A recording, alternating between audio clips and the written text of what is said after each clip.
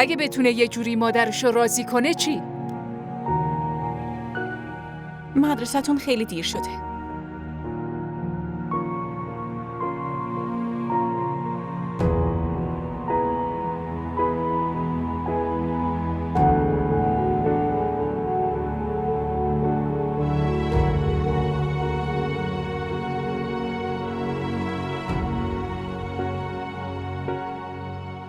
دخترم، برای تصمیمای اینطوری نباید احساسی عمل کنی.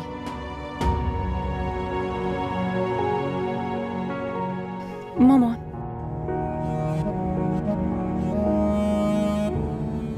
لطفاً به خاله ندا بگین که واسه من خواستگار بیاره. به هر کی دوست دارین منو بدین. ولی من با فواد عروسی نمی کنم. لطفاً دیگه در مورد این موضوع با من حرف نزنید.